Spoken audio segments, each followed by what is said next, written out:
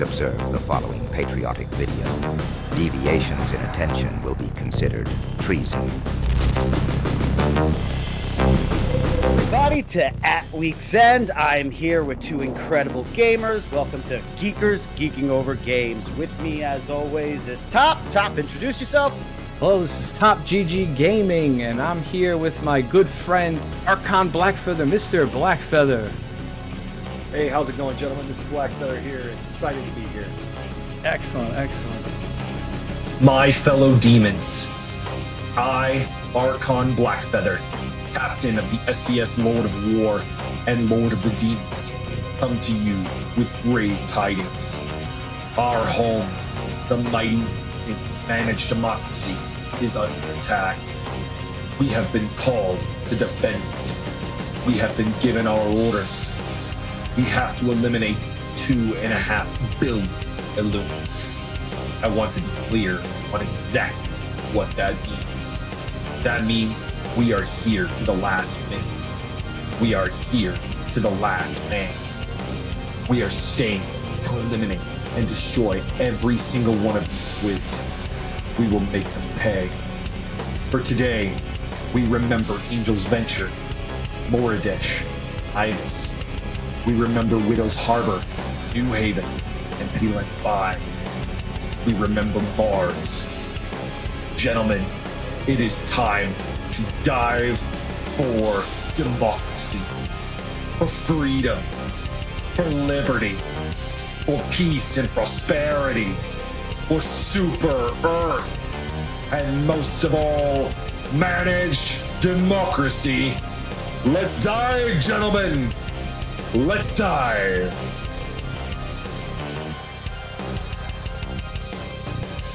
So, Mr. Blackfeather, I have a quick question as a gamer dad myself. How has it been being able to balance gaming, fatherhood, and streaming? To be totally honest, you know, it's never easy, right? You only have a limited amount of time, and you always want to try to take as much time as you can to be with your family.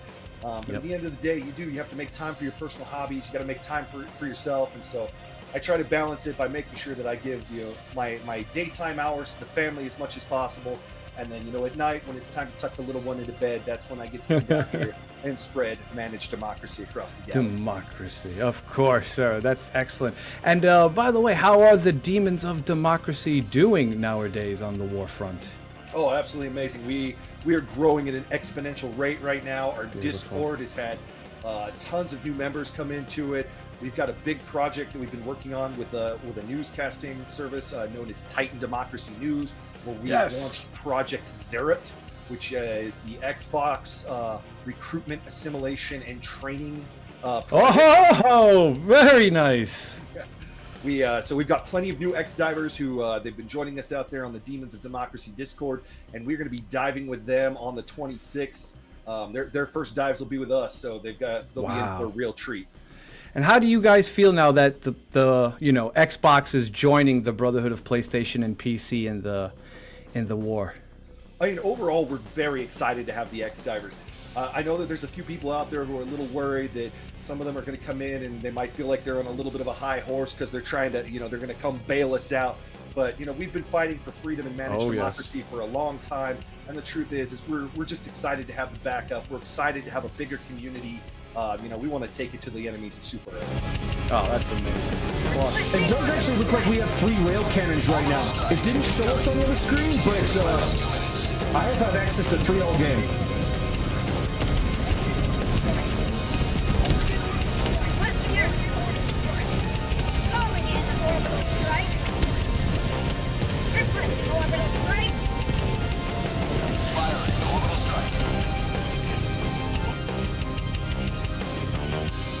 Awesome.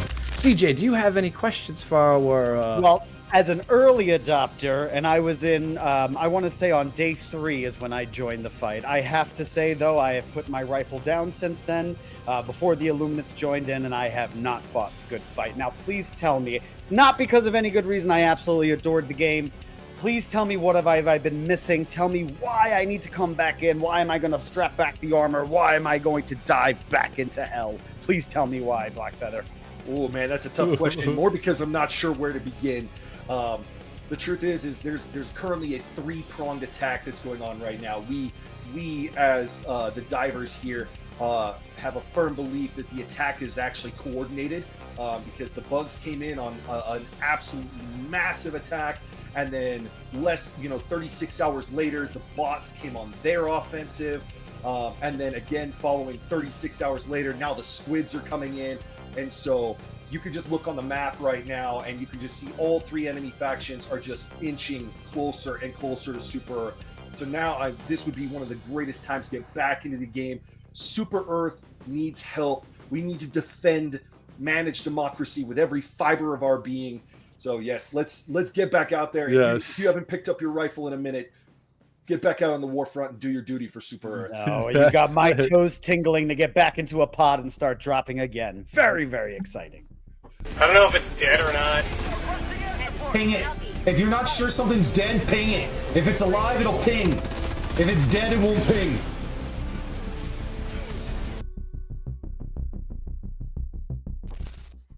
So Archon, in terms of streaming, how has been this experience? What made you even want to start streaming, and what made you choose Helldivers 2 as your game of choice? Sure. So I've been, I've had TikTok for a long time.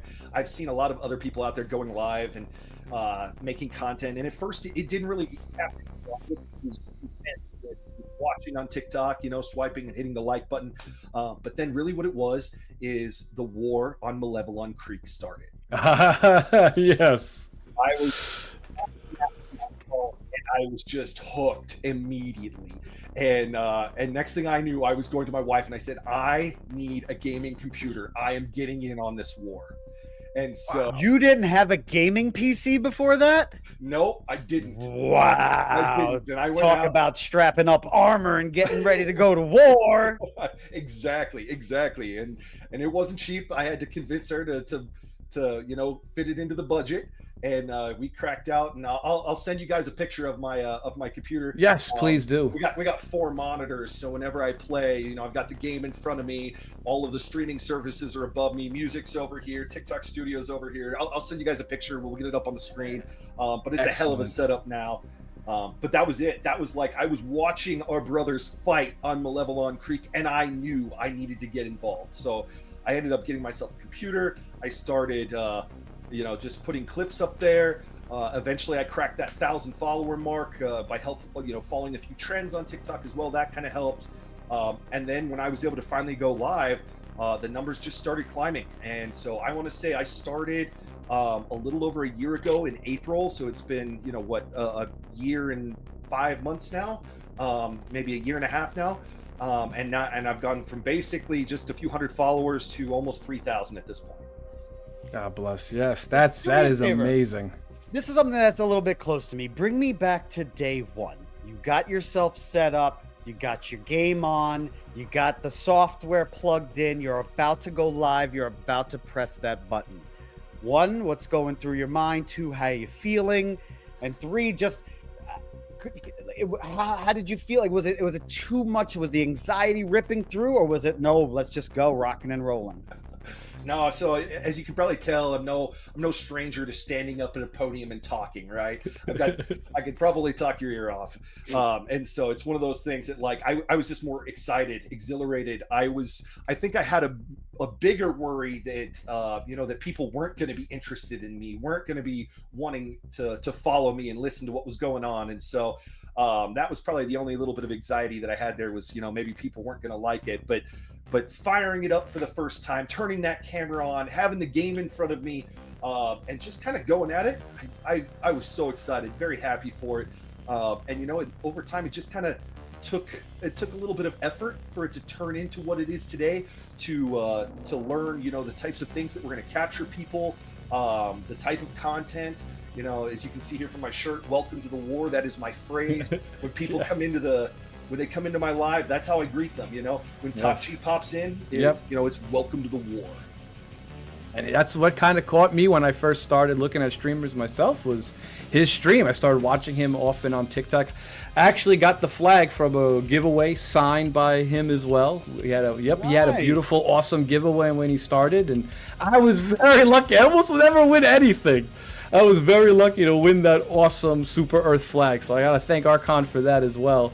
And he was my #1 choice when I was like, if we're gonna do an interview with somebody, like I gotta do my buddy Arcon. I said, this guy has been watching him. I've been, supporting him, and he's been supporting me. We play sometimes when we get a chance. It's different time zones, and both of us being fathers to a little one is hard. I've been neglected and slacking on my streaming, but Archon, out of all games, did you play the first Helldivers, or Helldivers just kind of came out of nowhere and you were like, okay, this is my calling? I did not play the first one, so for me, yes, it completely came out of nowhere for me, and and like I said, I was hooked immediately, right? I have debated going back and getting the first game, but I'll just be totally honest. I picked up Helldivers, and I have not played another game since. I have just been that deep in Helldivers 2, its lore, and building this community. I haven't had that opportunity. Now, should I go back? I think I should try to make some time to go back, play the first game, get myself up a little bit more on that. But yeah, Helldivers 2 came out of the blue for me, and I have been hooked ever since that moment. Amazing. Oh, looks like we have gunships coming in too. Sweet. We'll put our turrets to work. Yep, calling in my HMG right now.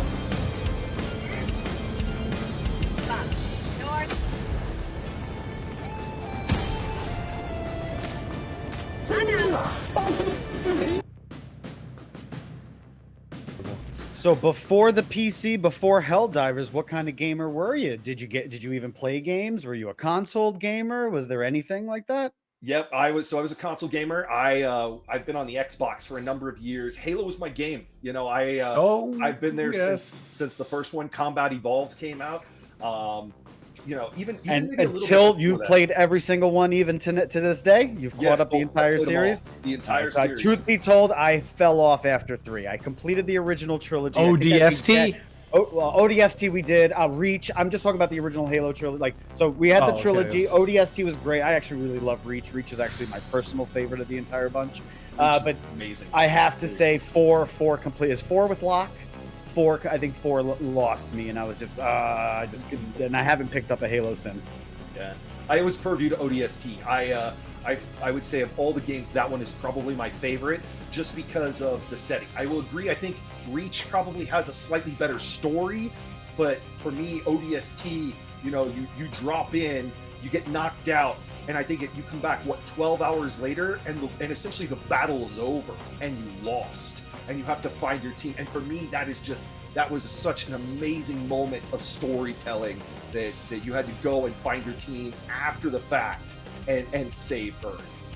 Almost put the story back together in reverse. And they actually made Brute scary again. You're walking up to him and you're down here. And yes. Exactly. Eye level with these little grunts. It was hysterical. So an Xbox, bro. So we're talking the Gears of War days. We're talking all the classic games, all the classic Xbox games. Yeah, definitely. I've played a bunch of those. I mean, truthfully, I'm old enough that I've played as far back as like the Super Nintendo, right? And I've played on like GameCube and things like that, and some GoldenEye. But yeah, the heart of my gaming really took up when I was able to get my first Xbox and get into that Halo series. It was all downhill from there. Yeah, that's it. That's true.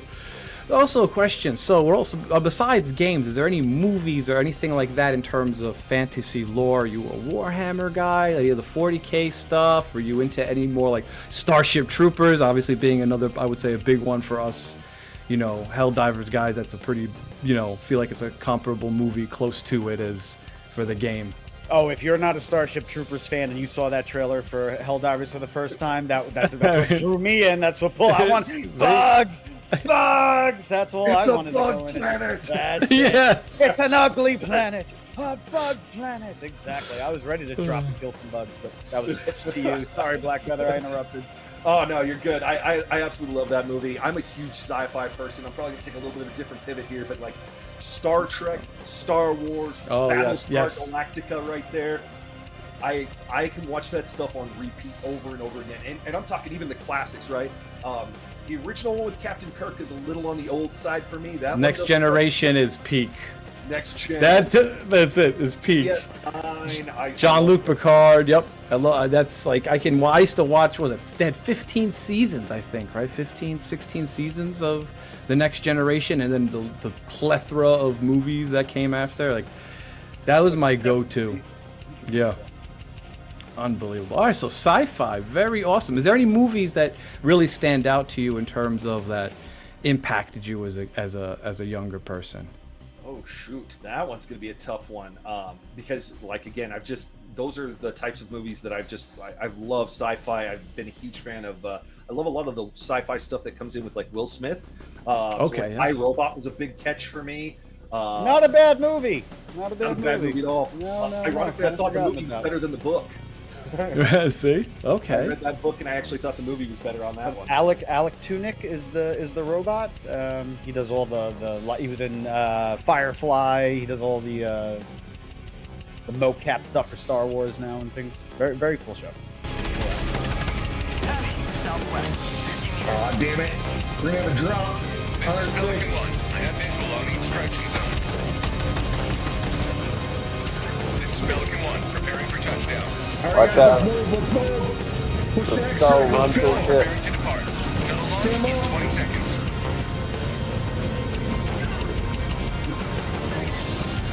Oh, let's go on the boat. Hell of an extract. Extraction complete. Oh, good job, gentlemen. Hell yeah. That was badass. Yeah, that's the 18 right there. That is why we are deep. So tell me, boys, with the whole dad life gaming stuff like that, besides when you're starting to put the rifle down and you're doing all the other stuff, give me a little taste of the day to day. What do you do for a living that you're not fighting the good fight? Oh, Arcon, you can go, sir. Sorry. Sure. Yeah. So yeah, I'm a dad of a 3-year-old daughter that I just absolutely love her to death. She is one of the biggest lights in my entire life.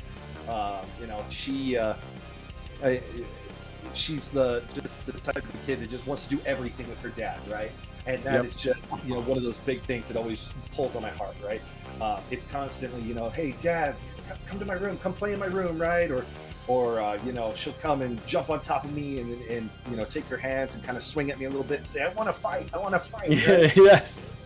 Just because she wants to roughhouse for a minute and things like that, right? And I just absolutely love her so much. She's one of the biggest lights in my entire world, and so it's why I try to dedicate so much time to her, especially during the day. It's why all the streaming happens at nights and weekends after she's gone to bed, is because she gets my waking hours, right? And I've been slowly indoctrinating her with a little bit of managed democracy. There'll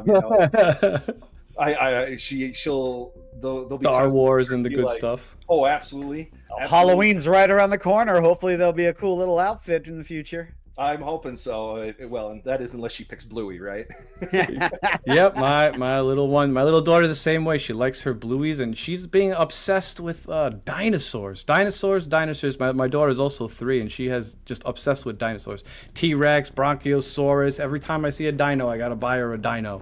I'm trying to get her into other, like, oh, come look at this, and not really want to play dolls. She doesn't like to play with Barbies. We bought her this huge Barbie house with the pink car, and nope, she wants dinos every day. And I agree with Archon on that. It's the fatherhood in terms of that. I've sometimes, even doing this, the back of my head, I'm like, am I neglecting my family downstairs, right? Should I be taking this time for myself? I haven't been able to sit down and play just an enjoyable video game. It's always for the wife. You always have to keep that happy, as well as my daughter, which has become, as soon as you said you walk in or you come home, they light up. It's, and Arcon, we have to enjoy that as much as we can, because everyone tells me the older they get, the less it's like, from running loving daddy to eventually, Daddy, I have friends, and, we're trying to look into preschool, and I'm like, my heart's doing this because my school experience wasn't great, so I'm like, do I really want to put my little one into preschool and do all that? And it's something that life never really prepares you for. I was a gamer geek my whole life as well, and you're not prepared for that huge. It's like an obligation, but it's a beautiful obligation. There's something magical when you look at them and you lay next to them, and you'll be laying in bed to put her to sleep, and then you're just staring at this little person, and you're like, that's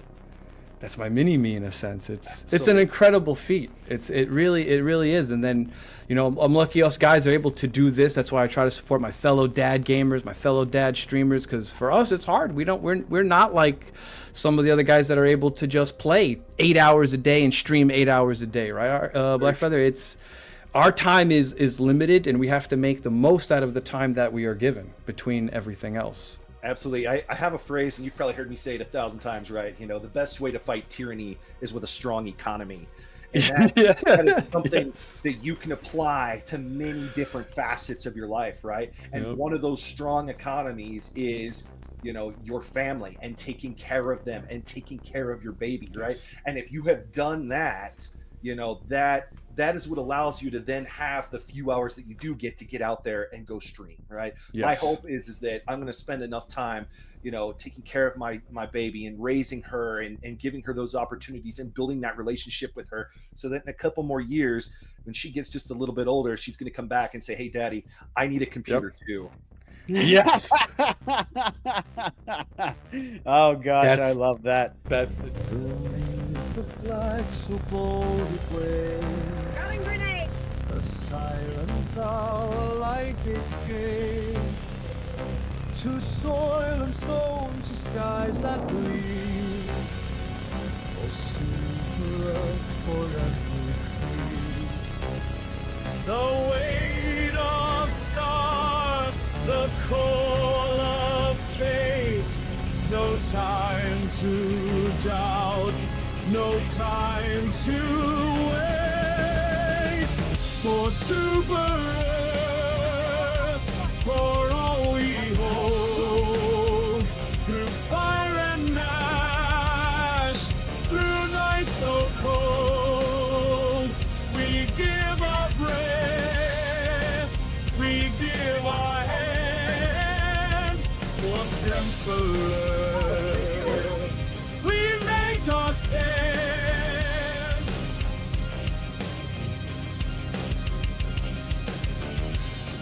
I got a question for you, Top. How Sure. did you come across Arcon Blackfeather? Like, what brought you TikTok. What TikTok? I was just looking through TikTok streams, and he was the most welcoming when I came in. JB, welcome to the war. And then, I was like, holy shit, that's what, it made you feel like accepted and wanted and a part of a community. And he introduced me to other people like Man Bear Pig and News from the Front and,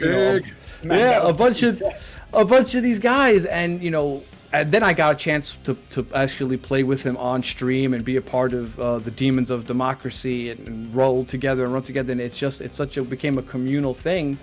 And then, it was similar. Him having a 3-year-old daughter, I had a 3-year-old daughter. We're both gamers, we're both fathers. It felt good as an outsider looking into somebody's streamer community. It felt very welcoming, and it allowed me to be more myself. You were watching him live, or you saw clips of him playing? No, live. Oh, so I was you're just streaming scrolling live on through. TikTok? He's streaming live on TikTok. Yes, Just sir. on TikTok, or do you stream live on multiple platforms? So at the time that I met Top G, it was just TikTok. Now I've got a bunch of other platforms. I'm on Twitch, YouTube, and Kick, things like that. So I've diversified now. But yeah, at the time, very early on, it was just TikTok. Cool. What platform do you find to be the best at the moment for you, where you feel like you're thriving? TikTok is definitely the one that I thrive the most on, and I think it's just because of the way they tend to organically promote people. It's much harder to be found on the other places, and so I've seen a lot of people who are popular in other places. They got popular on TikTok first, and they said, "Hey, go follow me in all the other places." Yep.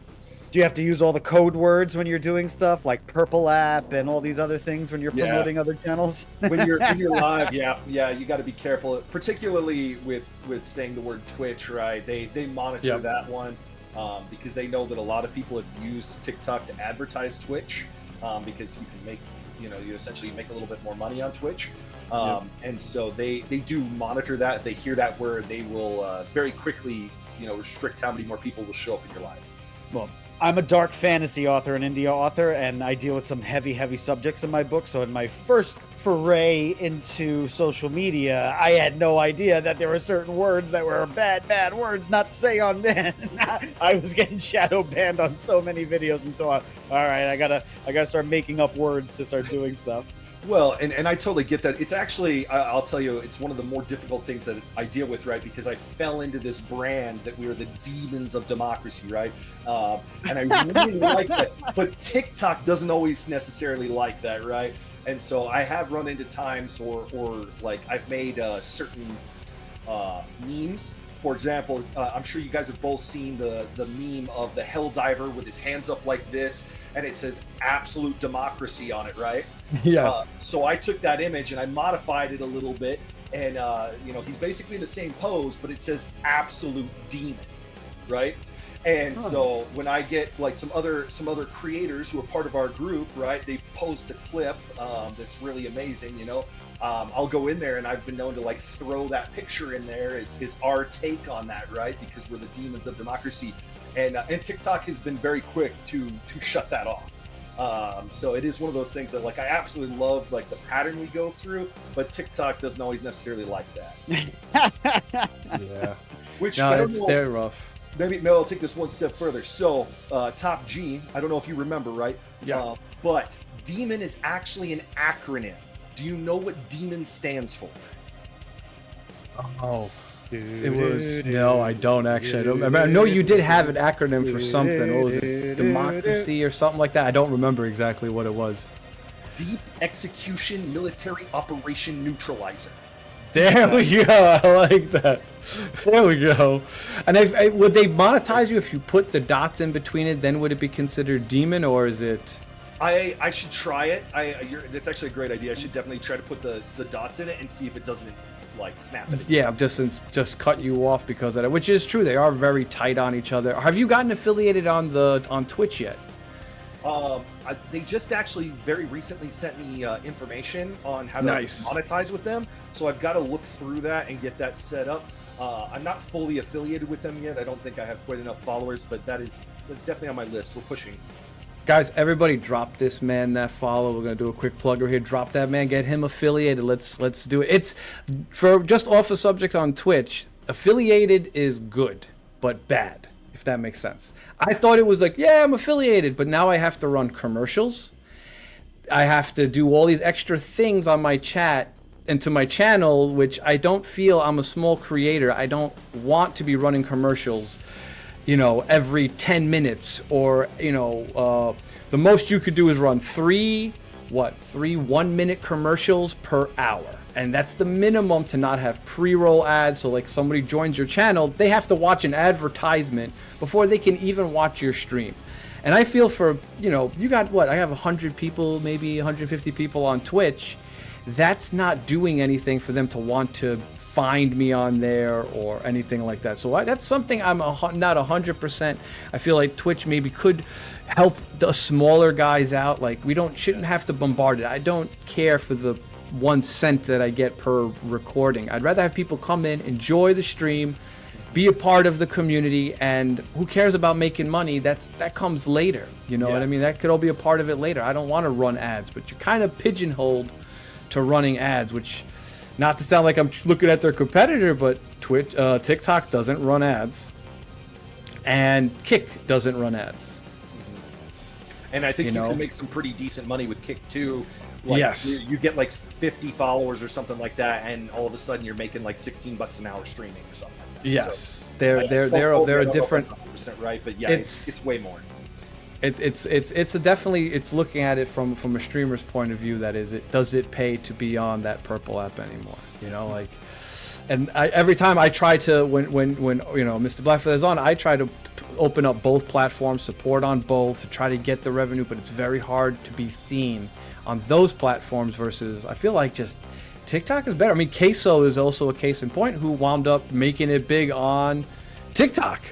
He was the original TikTok guy, and then he became a big streamer, through that. And as I said, I found him just scrolling, not even through clips. It was just scroll. Here's a live chat. I clicked it. Boom.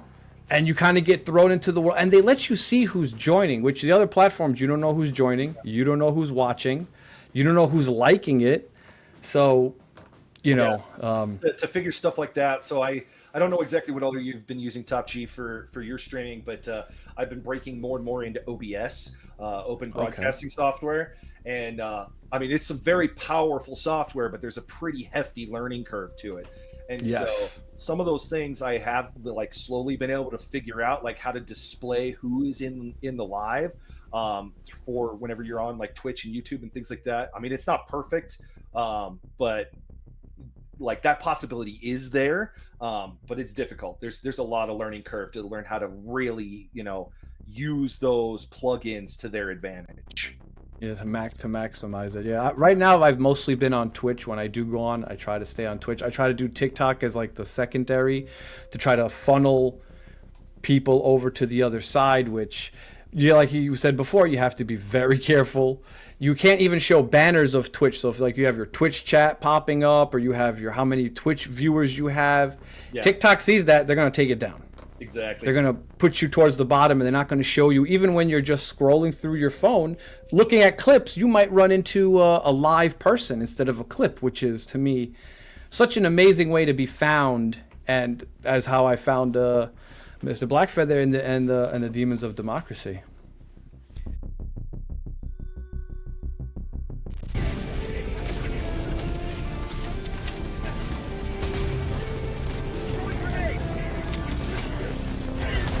Oh, I got one behind me.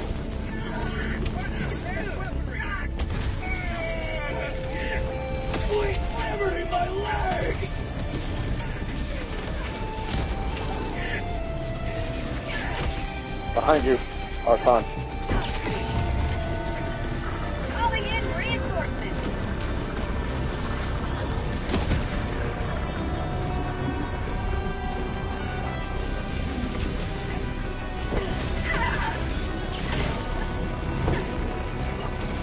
Calling down a sentry.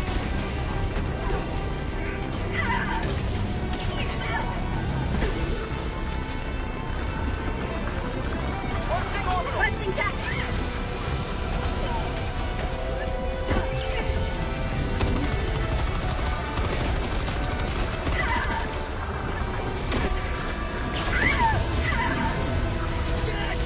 So, gentlemen, any tips for somebody? I mean, I've only ever hit the live button 3 times, so I'm still beyond new at this, and it's still terrifying for me every single time. Any tips either one of you guys can say to a newbie, like, do this, don't do that? Some kind of light tips for beginners? Blackfeather? Sure.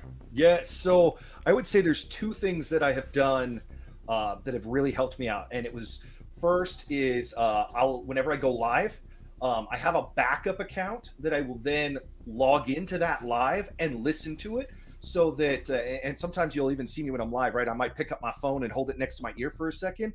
I'm just trying to make sure that it sounds good and it sounds clear, right? Just having that ability to look down from an external source and see what my live looks like. So if there's problems either in how it looks, or if it's lagging, if the audio's bad, I know. Sometimes your local software here where your preview is doesn't always show you what it's really like out there for somebody else. And so I've really found that, like, just using your phone, have a backup account and watch yourself, that'll really help. My other tip number 2 is just jump in and start going, right? Nobody has it all the way figured out when they first start. I was all over the place when I first started. Didn't really know where I wanted to go, what I wanted to do.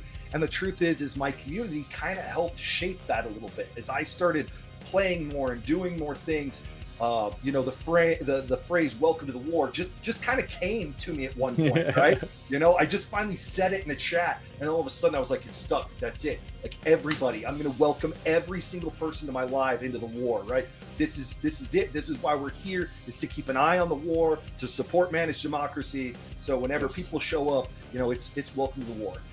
And so just wrap that back around. It's like, just jump in. You will kind of figure out what works, what sticks. Don't feel like whatever you started with, you're locked into. This is an adaptive platform. Your content should be adaptive. just roll with it, right? And roll with the punches as they happen. And as you see success, grab that and do it again. Yeah, Love it. Very I have to agree with that. Yeah, and if anything with anxiety, you just got to go in it, right? So it's like walking up to the pretty girl. Just you feel it, you got the butterflies. It's but then you just push. You have to just push through it, push that button, and just go live.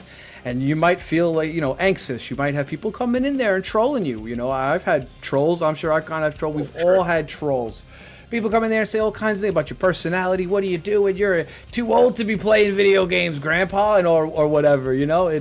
That's a part of it. You're putting yourself, your persona, your personality to other people, and you got to just create your own tribe. There's going to be people there who like you and who don't like you, no matter what you do and how you do it. And I always say, just take that deep breath, click that go button, and then just pretend that you're hanging out with just your friends. We're all just a bunch of friends here. I jump into Arcon chat. We're just friends. We're all just a bunch of dudes living our lives, supporting each other, helping each other grow, and just being a part of it. And those who want to be a part of it will do it. And then the rest, you don't care about those people. Don't let someone come in there and destroy your chat, troll your other community members, or feel like you have to cater to them.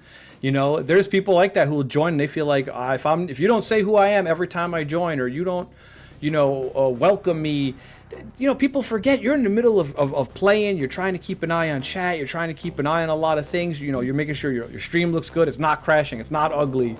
And even then, it's your personality. Like, you can have a not so good looking stream, but if you're a fun person and people love being around you, everything else just kind of falls into place, and you find yourself in that world of, I'm gonna find my personality, find my character, find my clan, in a sense, of the group of guys that I want to be around, and the streamers I want. Yep, the community.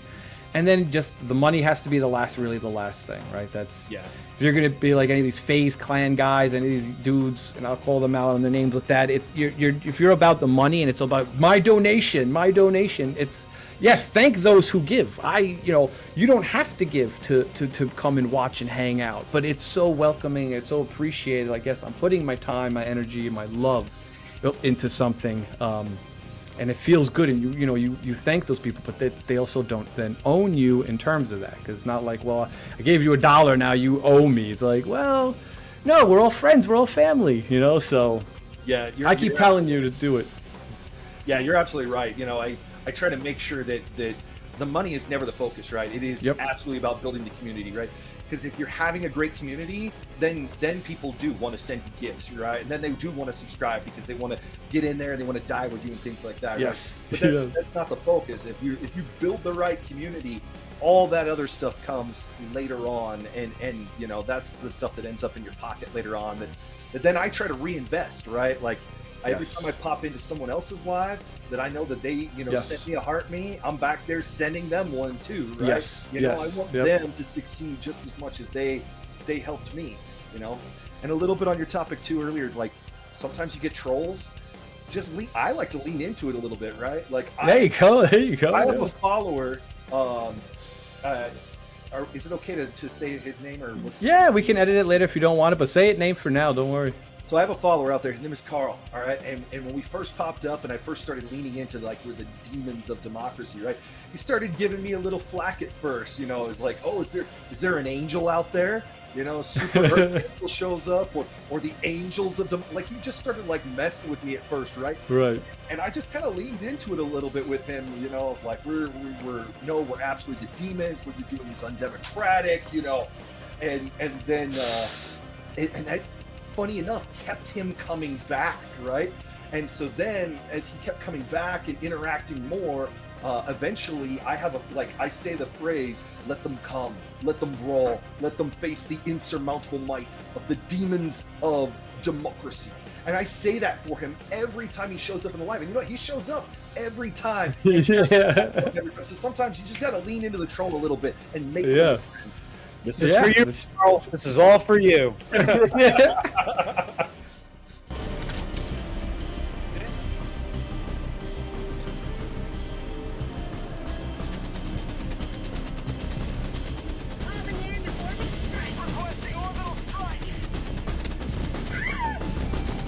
on, lay down.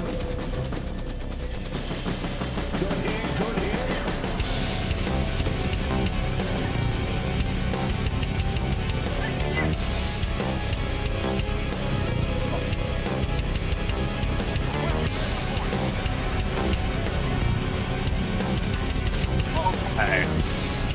starting making my way downtown, walking fast, saving that. Solid.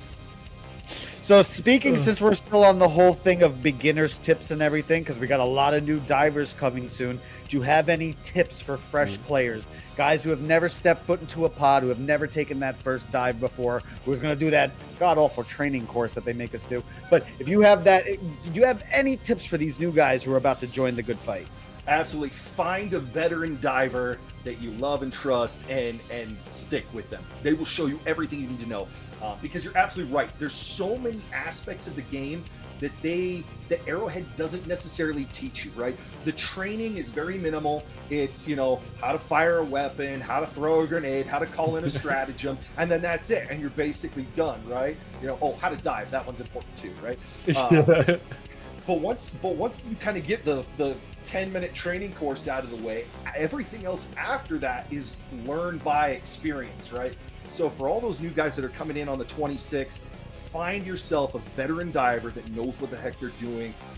They'll teach you everything you need to know, all the other little tips and tricks, how to be an amazing diver, the best way to fight bugs, the best way to fight bots, the best way to fight squids, right? Find a veteran diver. And if you're looking for a group, again, we have a Discord. The Discord is Demons of Democracy. We got tons of veterans out there. We've also got a bunch of new ex-divers that are on there that we are already hooking up with team leads and preparing their first drops. So, yeah, find yourself a veteran diver, and if you need to find a place, come join us on the Discord, Demons of Democracy. There we go. That's perfect. Sign up and join the good fight.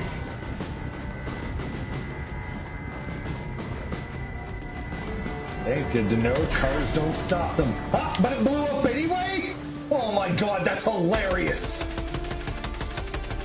So mostly in the currents, everybody is okay with the Xbox people coming into this, because I've seen some weird stuff on TikTok. Like, there's some real trolls for the poor Xbox players. Like, but for the most part, you feel it's the community and the overall look is good. I've seen just as many Xbox bros making the video that their Halo is coming to save the rest of us. So there's a good little tug and war on both sides of that. Oh, yeah. And that's actually the piece I kind of touched on it a little earlier, right? Is like, this is an active game, okay, with an active game master. For those of you who are brand new coming in, you don't know who Joel is, all right? Joel, J.O.E.L.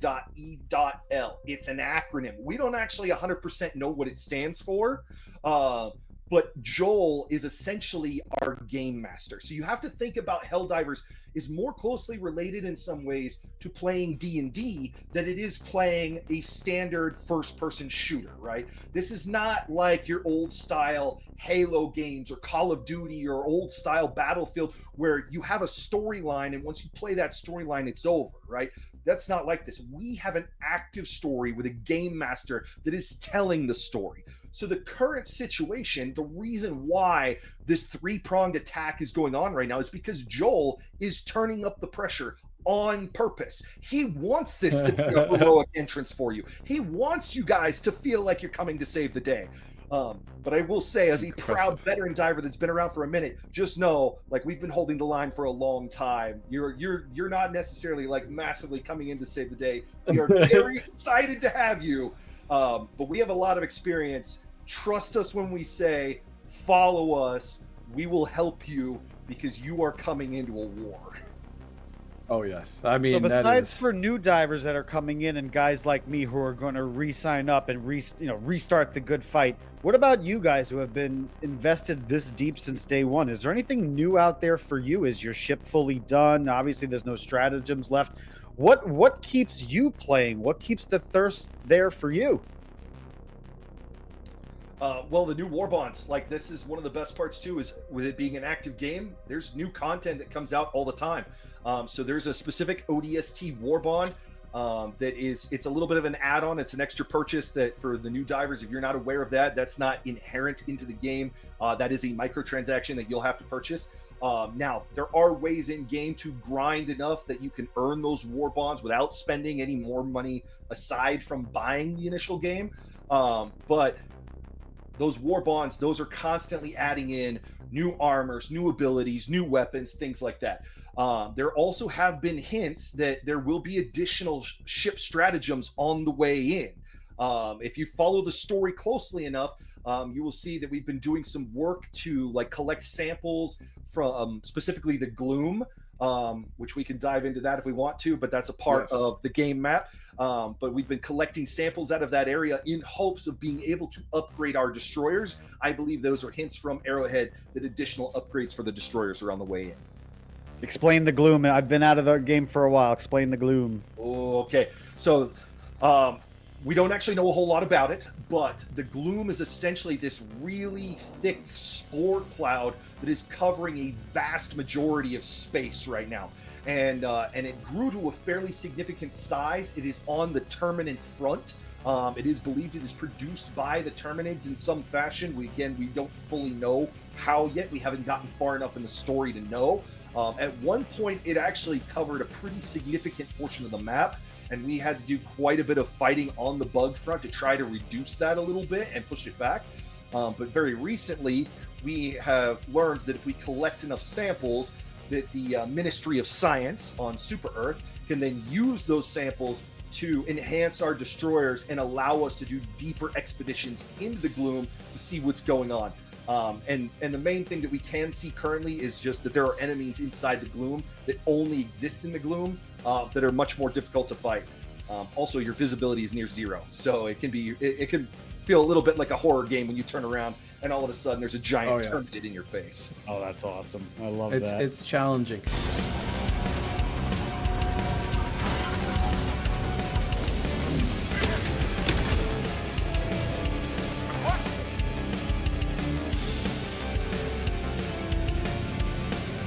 So how is it to get the community to all band together? I know Super Earth sends us on our missions through, you know, the quest, but how do we as Super Earth, do we always follow that? Because I've heard, again, controversy that, hey, we should not be fighting over here. We need to be focusing on this zone or on this planet or on this group of guys. Kind of what happened with Malevelon Creek is the Creekers kept creeking while everybody else was fighting. I know I was a Creeker for a while because I really enjoy the bots. I like, to me, the bots, Malevelon Creek. And to me, that I'm a bot guy. I like the squids, I like the bugs, but for me, bots are the most technologically similar in terms of with tanks, artillery, they have guns. It's basically like Terminator 2 when they're fighting. So for me, I love that. But I know a lot of people were unhappy that, you should be focusing here because you'll see 30,000 here on the bots, 8,000 fighting the squids, and the main objective is the squids. So it's like, what is happening with the ministry with that? Sure. This is kind of a tough topic to kind of handle, right? Because you're absolutely right. Arrowhead talks about performing what's called a gambit, right? Gambit is whenever you have an attack coming from an enemy planet into a planet that is controlled by Super Earth, right? And what a lot of people want to instinctually do is they go to the planet that's being invaded and they want to defend that planet. Right. But that's the planet where the main attack force is going. And so there's actually a game mechanic called a gambit where you can cut off the enemy supply line and that stops the invasion. And so if you've got an attack that's coming from planet A into planet B, the better way to fight is actually by attacking planet A where the attack is coming from. And that's for two reasons. One, if you take that planet, you cut the supply line, you end the invasion. And two, with the main invasion force essentially going away from that planet, the incursion level is not as high. And so, and there's going to be people out there that are going to give me flack of like, oh, you're going the easy route, right? But that's the real fact of the game here is there's a strategy to this. If you take the planet where the invasion is coming from, you're going to cut off the enemy supply line. Yes, it's going to be easier, but you're doing your democratic duty for Super Earth. You are more effectively waging war that way. I will say there is a bit of a caveat to this, right? Because Super Earth or Arrowhead does release new units and new enemies from time to time, right? And you do have special enemies that come out between the Predator strain, the Incineration Corps, the Jet Brigade, things like that, right? And so what happens is a lot of times you know, we get those alerts from Super Earth High Command that the Jet Brigade is attacking X location, right? And so what people want to go fight the Jet Brigade. So even though it makes more sense to try to perform the gambit to stop the attack, you know, or it might be easier to perform the gambit, you know, people want to fight that type of unit. They want to fight the Jet Brigade and the Predator Strayed and the Incineration Corps because it's fun, it's challenging, it's difficult. Yes. And so it may not necessarily be the correct way, right? But it's fun. And so people end up torn and then they take the attack head on anyway. Yeah, and then we end up losing, which is how I think they even made it to Super Earth at a point. Is some people are like, well, let them take it. We want to see what happens. You know, there was a whole movement. Let them push in. Let's just see how far we can let them do damage to an extent to us. And they did make it to Super Earth. So it's like you can fight on Super Earth. So if anybody, these new guys coming in, oh yes, we have to defend. I came back for a while just to defend Super Earth because I'm like, that's the big one, right? Like they're on the home planet.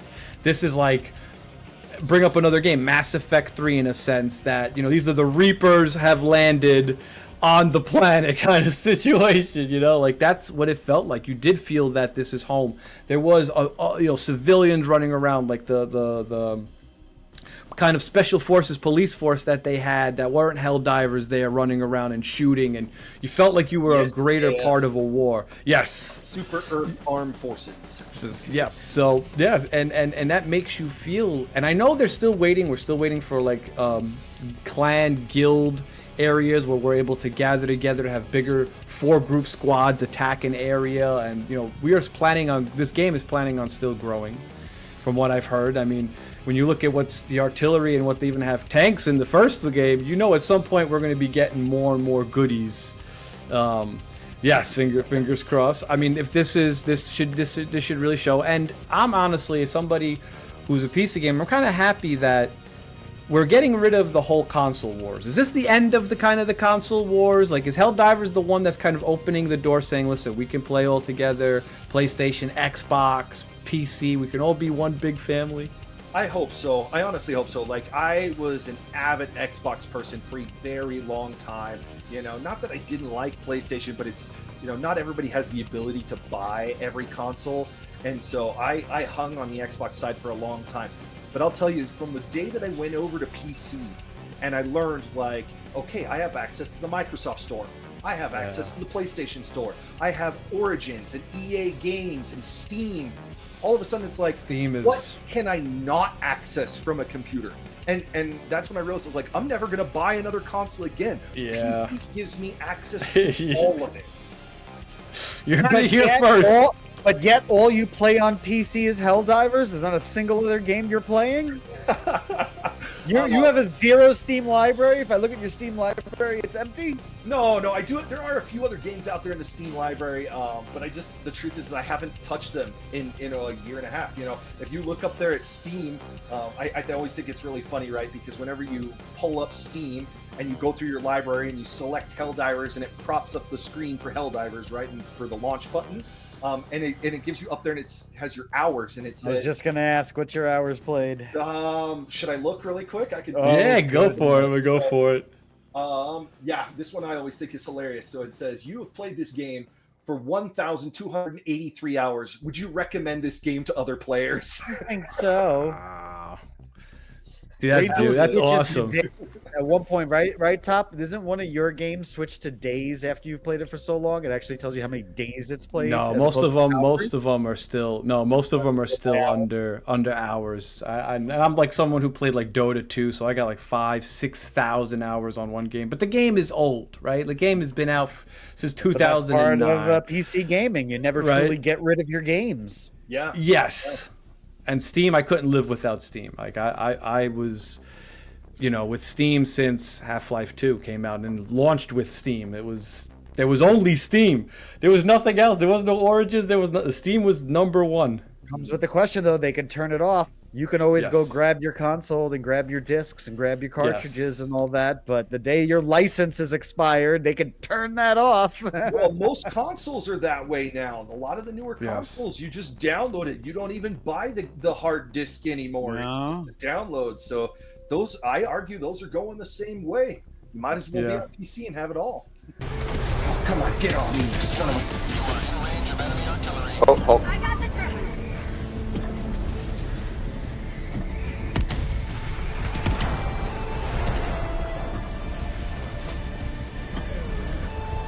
Objective critical strategy eliminated. Oh, no!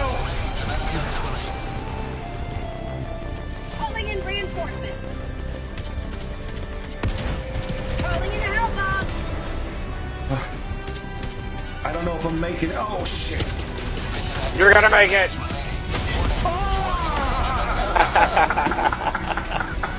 Never mind. Way to prove me wrong. So, Mr. Yes. Blackfeather, I have a question for you during the whole PlayStation debacle where they almost destroyed this game. Oh, 'Cause yes. It was a terrible, terrible time. I don't want to get into the nitty-gritty. Sony made a very, very, very poor choice and almost destroyed this game entirely. How do you feel about that? Where did you feel the gaming community? Were they right to react the way they did? Were they wrong? Thankfully, the game is still going. The game is still alive, and now there's about to be a whole new resurgence. How'd you feel about that dark, dark time? Yeah. So I don't necessarily want to get in trouble with Sony, right? Because Sony has brought us a lot of great things. But I will say in this particular case, Sony was in the wrong. I believe that they had made a decision that was, a monetization decision. They were trying to make more money. They were trying to gather more data. And I am actually personally really happy that the player base reacted the way it did. I would have also potentially would have been one of those players that would have had to go on out and make like a PlayStation Network account, even though I didn't even own a PlayStation, had never owned a PlayStation, right? I think it was really amazing how the community banded together and just said, hey, look, we love Helldivers, but we're not willing to accept you coming in as an overlord and try to get more from us, even if it is just our data you're collecting, like you're reaching a limit here, give us a good game. And so I am personally really grateful that Sony, heard us and they listened and then they backed off of it. And now they're, part of that too, is there was a lot of nerfs that were going on at that time. And Arrowhead listened too.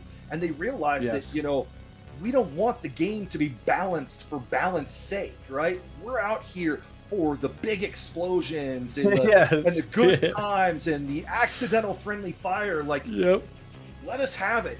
And I'm just glad that both Arrowhead and Sony listened. And now I feel like the game is in one of the best spots that it's ever been. I mean, they even made a cape about it, right? That was a legit cape. The showing the massive plummet. It was all blue, and then they have the lines of red that everybody kind of re-voted against it. The review bomb, basically, and it became its own thing. And I think it took over its own character, its own part of life. And I'm kind of very happy as an outsider looking in terms of that. I'm very happy to see that Xbox is coming, and maybe it should have even been done sooner. But they have their things that they have to work out and fix. But I think the whole thing of us keeping separated games, not being able to play with each other, okay, competitive games, sure, right? PC, mouse, keyboard versus controller. We could have this debate, but I'm going to say mouse and keyboard is the superior way to go for shooters. Now, you play maybe a game like Elden Ring, Witcher 3, controller feels nice, right? But first-person shooters, I always think that those guys are going to have the advantage, right? You play Overwatch, you play Counter-Strike, even Call of Duty, Battlefield, no matter what it is, even Helldivers. It's mouse and keyboard has its advantages, but this is not a competitive game, so those balances shouldn't really matter. It should, like our Blackfeather said, it should be about the big booms. I want to be able to have that gun make the big boom. I want to be able to feel at least a little powerful. And we're only 4 soldiers, and now the AI has gotten stronger, smarter, more aggressive. We have more to deal with. We have level 10. Who knows? We might even take it to 11, and they might even have a higher difficulty. And I know the Squids are adding a new unit, or did they add it already? It's not been added yet, but it is right around the corner. It would not surprise me at all if we see it as soon as the 26th when the Helldivers come online. I believe it is called, there's It's called either the Cultist or the Summoner. Maybe those names are kind of interchangeable right now. Some of those are, I think, kind of the names that Arrowhead is using as they were developing those enemies. But they look absolutely amazing from what I've seen so far. One of them kind of floats in the air a little bit, and literally summon up what they look like flesh mobs, but they're not quite flesh mobs. They look a little bit more like Illuminate and less human. They're armored. They look like they're pretty brutal. You know, he can fire energy balls at you, and he's got an energy whip, and he's got a shield, and one of them sits in a chair and floats around with a shield. I saw some teleportation there too, like yep, they can teleport behind you. These units can now move around differently, and it's going to get a lot harder on the squid front. You know, and the truth is like that's kind of the main purpose of the game, right? Like the biggest enemies of Super Earth have always been the Illuminate. And so I think that's kind of where they're going here, is like they want the Illuminate to be one of the most tricky fronts that you're on, because you're not just, you know, we're bugs are kind of an animal. You're fighting that aggressive animal that comes at you, right? Bots are very methodical. They're designed there to kind of, you know, they're heavy armor, and they're designed to march at you and fire back, right? But the Illuminate, they're the ones that are more elusive, right? Like they're the ones that are kind of the dark enemy of Super Earth. The primary enemy you fight are voteless, all right?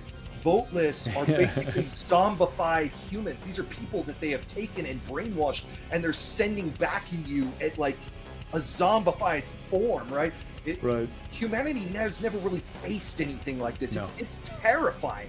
And then you have overseers who, and I'm going to use a term here for anybody who's ever watched Stargate SG-1 and knows what a Jaffa is. You know, those Illuminate walk around with their staff, with those Daffy sticks. Yep. Like your Jaffa. It's very different. But then you've got the flying overseer that floats up there, and all of a sudden that is like futuristic combat, right? You're fighting somebody else with a laser weapon that's floating in the air. You know, every piece of the Illuminate, every enemy is drastically different, and you have to treat them differently. It's a much more complex battlefield in some ways. Now, I have maybe this is an overreach question, but will we ever see multiple enemies on the battlefield at any given time? Yes. Will we ever see them take the battlefield together? Yes, we've or actually fighting each other. Yes to all. So I've seen leaks of it on all fronts, bots and Terminids. I haven't seen a whole lot of crossplay between bugs and squids, but I have seen leaks of both bots and bugs being on the same planet, and both squid and bots being on the same planet. And yes, they do fight each other. And so I've seen stuff where, like, you know, Helldivers are just kind of hiding in a corner and letting them out for a minute. So yes, I know, I have seen the leaks on it. It is 100% on the way. They do fight each other, and hopefully that becomes more advantageous, right, for us as divers. So we have to see, you know, does Arrowhead kind of turn up the heat a little bit more? Do they put more enemies down because now they're fighting each other? So we'll have to see. All right, Mr. Blackfeather, I have one quick. I'm sorry to interrupt you, Top. I got one more quick question, and then you can drop in. This is my last question for you, just to bring it back old school, because you said you were an Xbox bro. And me and Top had this conversation the other day. Did you ever get the Red Ring of Death? Oh, yes. One time on my 360, we got the Red Ring of Death. And I had a buddy of mine at the time. I don't know how he knew this, but he recommended that I force overheat the Xbox to reset. The towels! Wrap it! You wrap it in a blanket or towels, right? And you just let it sit, and then you come back, and then you unwrap it, and it's hot. And you let it cool down, but then for some reason that reset the whole thing, and it worked again. I swear. Yeah. What was the reasoning, Top? You said that it made was the gel, thermal paste. Yeah, the thermal paste would connect better, or that. I heard all kind of things. One time I took it apart trying to re-add fans and cool it down. PlayStation 2 had the same thing where the eye would get stuck and you'd have to open it. But yeah, the Red Ring of Death was. That was oh my god! That was my last console I really owned, was an Xbox 360 and a GameCube. That was it. After that, it was PCs from then on. But I got one quick question: which out of the three, right now? I know we're not fully with the squids yet; they don't have everything. But who's the hardest at level 10? Oh, that's a good question. I would say, I think bots are the hardest at level 10. for sure. Yeah. Now that's throwing it, and I would say that's including their specialty units, right? Like the incineration core for me, I think is by far the hardest one. Brutal. Every little nick puts you on fire, right? And I've been in spots where I'm just like, Joel, that was Joel telling me I'm not allowed, like I'm done, right? Yeah. Get off my screen. Pack up your boots and get off this planet. Yeah. Also with the fact too that they just fight back. You know, factory striders are brutal, and I mean one is tough, and usually takes two or three team members. There are certainly ways you can take it down alone, but those are hard. You know, and especially if you get one is tough, factory, 3 are impossible. Oh yeah. When we had to do the that factory strider, there was an MO a few weeks ago that we had to kill X amount of factory striders. Like that was tough because they were dropping at a higher rate than normal in order to give us the count so that we could actually, eliminate that many. And that meant there were times that they were dropping factory striders 2 to 3 factory striders at a time, and every bot drop came with 2 to 3 factory striders. And so your team just had to stick together and fight together, and it was brutal. And it was probably some of the hardest battle I think I've ever fought in all of Helldivers. Oh, flash mob.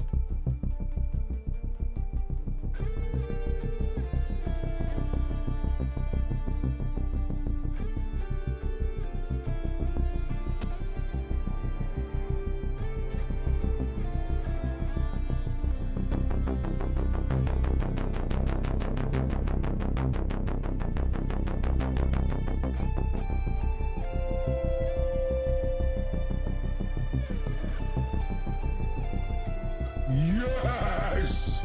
That was awesome. That's something I noticed. People stick together with your team. You see like one guy here, one guy there. When you play with randoms, it's sometimes hard. Stick together, man. Lower levels, you can all spread out. But level 10 is level 10 is teams brutal. Of 2 at least. At least. You're gonna be able to cover each other and try to balance it, right? Like I have kind of developed a little bit of a play style where can I handle it and can I take primary? Absolutely, right? But I carry a lot of the resupply pack. I love to be able to turn there and it's like, my buddy's out of recoilless rounds. Okay, here you go. Keep shooting, right? There we go. That's you need a good support character in a sense. Everybody wants to be the hero. No one wants to play support or something like that. You have to mix it up. You can't have, we're all just going to go 380s. Well, maybe we don't all have to go 380s. We can mix it up a little bit. You go a specialty and you get a specialty. Is there any loadout that you like right now that is like, this is the Blackfeather loadout? Well, I have slightly different loadouts depending on which faction I'm fighting. But since we're talking bots, my primary that I love to take is the Scorcher. Yes. It's medium armor pen, 200 damage and explosive. Its one drawback is you're a little light on ammo, so you're reloading a lot, but hence that's the other reason why I like to take the resupply pack. You don't run out of ammo is bad, right? And the other reason why I really like that Scorcher is if let's say you run into trouble and you've got like a heavy devastator marching at you with its shield, and you panic a little bit, you can blast away at the shield and the explosive damage will still take it down, right? Okay. So if you get into trouble, you can spray and pray and you'll be just fine. So Scorcher is probably my main primary. I take the Quasar on just about every mission. I absolutely love the fact that it's infinite ammo for just a slight cooldown period and a slight charge up period, right? And there's no stationary reload, which I think is honestly, the big drawback. That was one of my favorites too. Yep. Yeah, recoilless rifle and the air burst, right? You've got to sit down, or even Epoch now, right? You got to sit down and rearm that thing. Yeah. Where if I miss my shot with a Quasar, okay, I run around for about 15 seconds and then I can fire again. No big deal, right? So that's my main support weapon is going to be the Quasar. Like I said, I take the resupply pack a lot.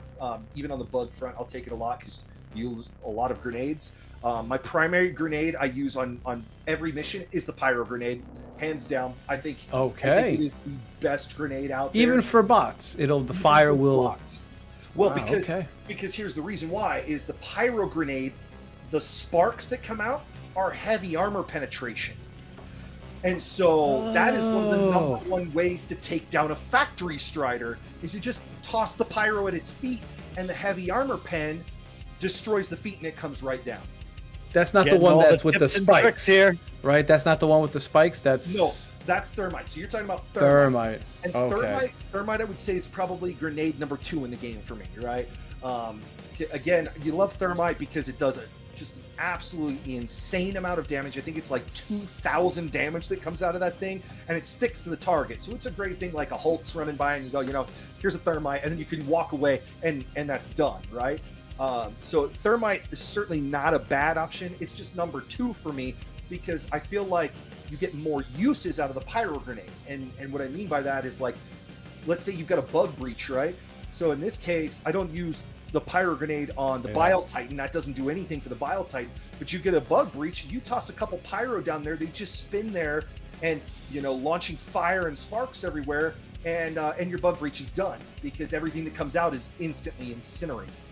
So, wow. Okay. Well, nice tips and tricks there. Very cool. And the Scorcher is the last weapon on the first war bond for people who maybe are coming in new. Is that on the first war bond, the Scorcher? No, that one is out of. Oh, shoot, I'm gonna have to go look. It's gonna be one of the all the electric stuff. Yeah, I think it's out of Cutting Edge. Cutting Edge, everybody. Okay, Cutting Edge. I'd have to double check it, but I think it's Cutting Edge. We'll do a little research with that one. Right.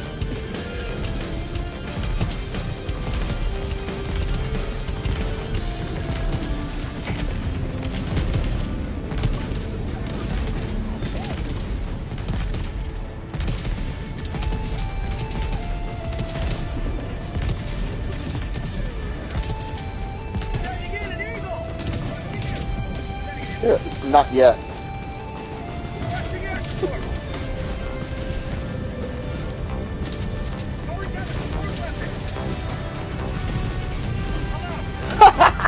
You got me.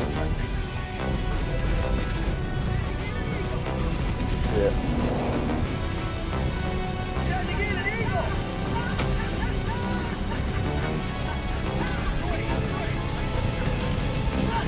Right now, sitting on your desk, if you had a red telephone like the Bat phone that went straight to Arrowhead Studios and you got to make one dream feature, one dream wish, what would it be? You had to make that one call to the developer right now and said, guys, I need this done ASAP. What would it be? Okay, I might throw you through a little bit of a loop on this one, but I think Top G knows where I'm going with this one. We know the movie is coming out soon, right? There's going to be a movie. Sony is making the movie, Helldivers. There's been a lot of speculation around exactly what they're going to do, so I don't want to jump into some of that because there's absolutely no way to know. Will there be a surprise cameo from Casper Van D? Hopefully, let's try to get that work. We hope, right?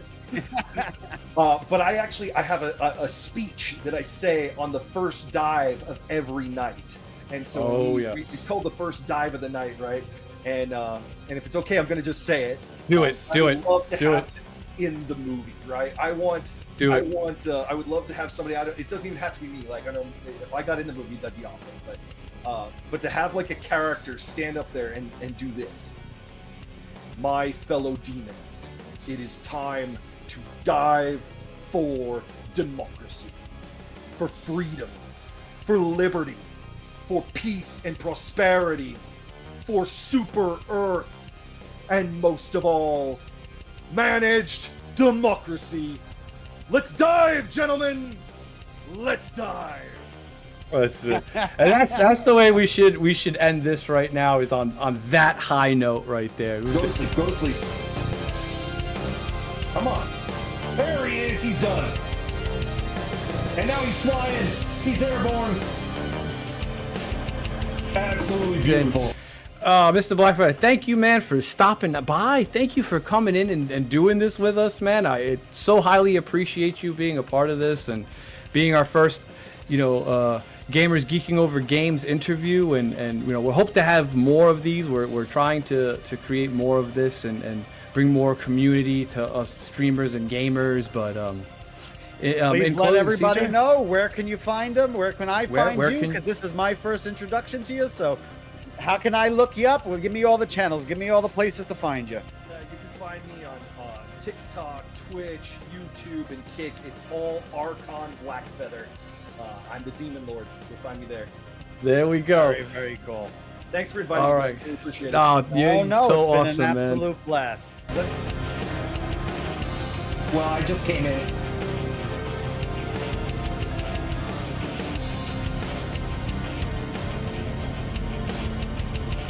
Come on, come on.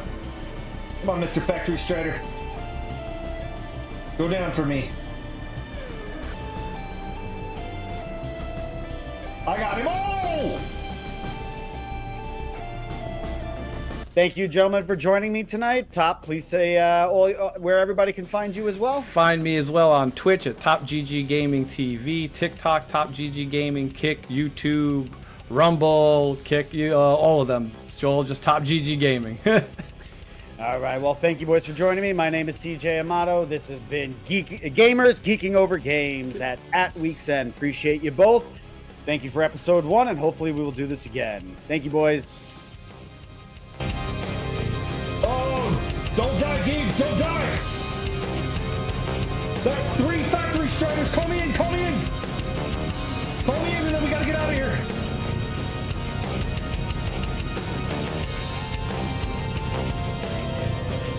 All right. I was coming in on the drop.